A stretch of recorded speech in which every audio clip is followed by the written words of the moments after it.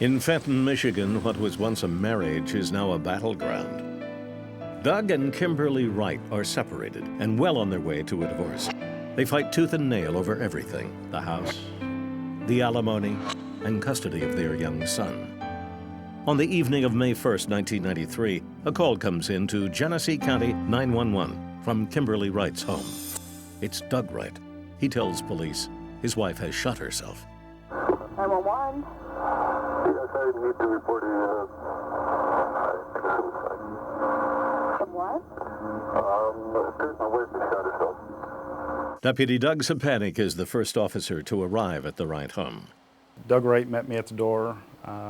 When you're a police officer, there's certain things you'll key in on. They'll throw up little flags of what to watch out for.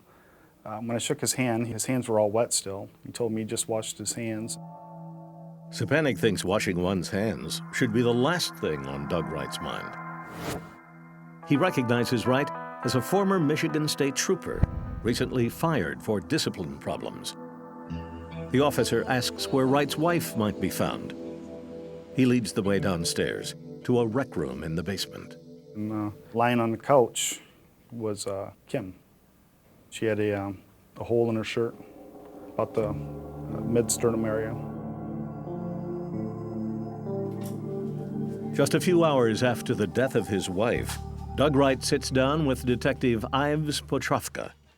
Wright says he went to Kimberly's house to talk about their pending divorce.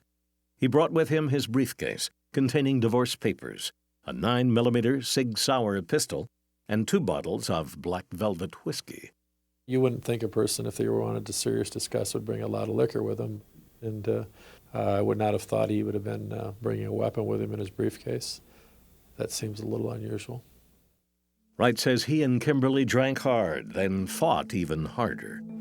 At one point, according to Wright, he went outside to cool off, leaving Kimberly alone with his gun and the whiskey. Wright claims he was outside for about 40 minutes, moved a lawn tractor, and cleaned up the yard a bit. Then Wright went back inside and found Kimberly, his gun in her hand, and a hole in her chest. According to Wright, he never heard a shot fired. Upon finding the body, Wright claims he panicked, moved Kimberly, and tried CPR, wrapped the murder weapon in a towel so his son couldn't get at it, put away the whiskey bottles. In short, Wright, an experienced police officer, thoroughly contaminated the scene. A law enforcement officer that has been in any kind of crime scene knows you don't move anything, period. You just move nothing. He should have known better. He just should have known better. It should have been instinct being in law enforcement 20 years. Though Doug Wright's story bothers Potrovka, he knows it doesn't provide enough evidence to support a charge of murder. The detective hopes Kimberly's autopsy, scheduled for the next morning, will help clarify matters. Dr. Kazi Azar does between 5 and 10 autopsies per week. On the morning of May 2nd, he looks at the body of Kimberly Wright. In this case, why she selected an area which is difficult to reach and difficult to shoot. So that created a doubt in me. A strange shot for a suicide, but by no means impossible. Next, Azar moves to toxicology. Tests show Kimberly Wright's blood alcohol content to be 0.4%, a huge amount of liquor, which makes Azar wonder if Kim Wright was sober enough to even pull the trigger. On the other hand, alcohol is a key ingredient in most suicides. Azar concludes the evidence is conflicting and declines to say whether this case is a suicide or a homicide.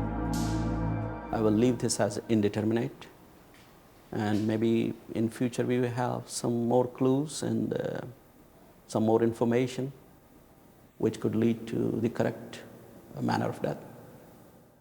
Azar's finding doesn't help Potrovka, who believes the totality of evidence points strongly towards murder, staged as a suicide. When you started putting it all together, that's what I believed happened. Not only from the crime scene, but we received numerous calls from people that knew her and said that this lady was devoted to her son. There's no way. Call after call after call. One such call is from Kimberly's cousin, Beth Hallstrom, who tells Potrovka about the constant stream of threats Doug used to level at his wife. He would tell her, and her pet name for my mother was Aunt Bets, And he would say, I haven't been a cop for all these years without learning a thing or two.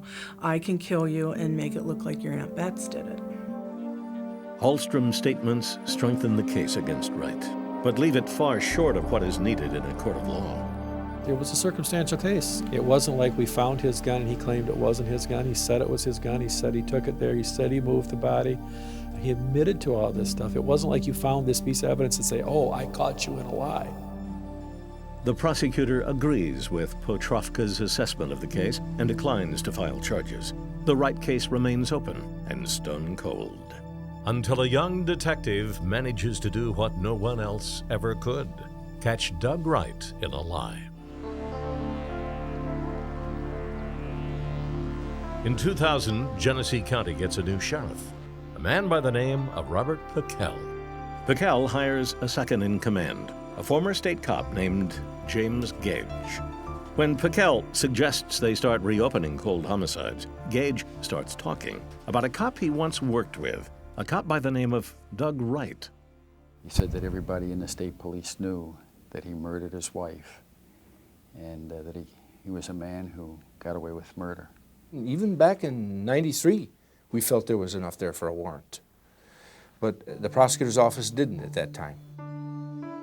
Pickell and Gage agree the only way to shake Wright's story is to get him talking. Pickell selects one of his youngest and youngest-looking detectives to take on the assignment, a 32-year-old rookie named David Dwyer.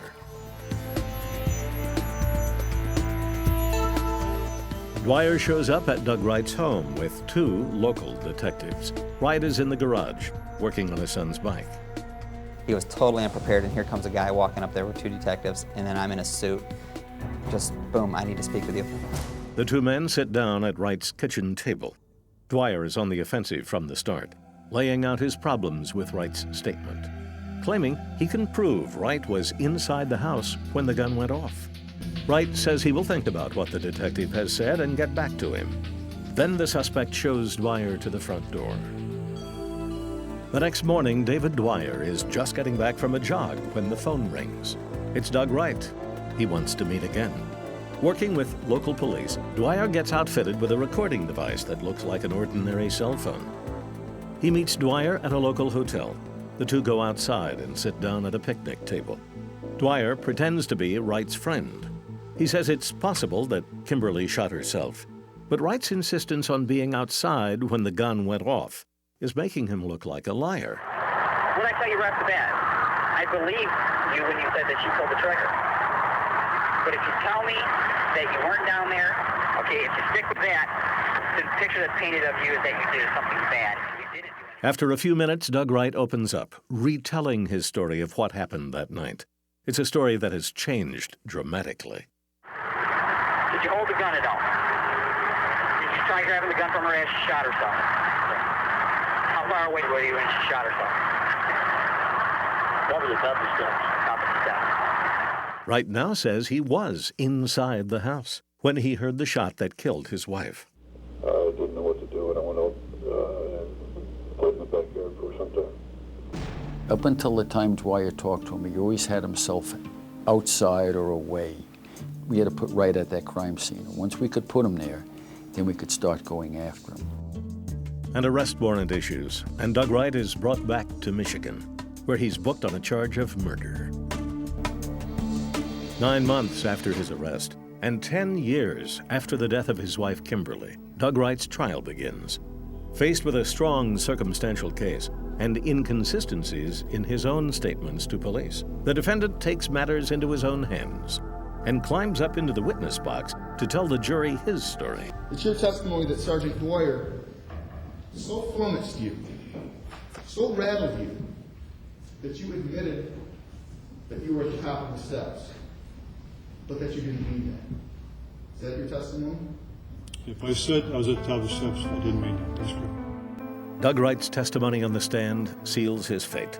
The former cop is found guilty of murdering his wife and is sentenced to a minimum of 27 years in prison. A verdict made possible by David Newblatt and David Dwyer, a prosecutor and detective who laid their traps well and brought down a killer. They worked so hard, And we are so grateful to them. And it tickles me to think that David slew Goliath, and we were sent to David's.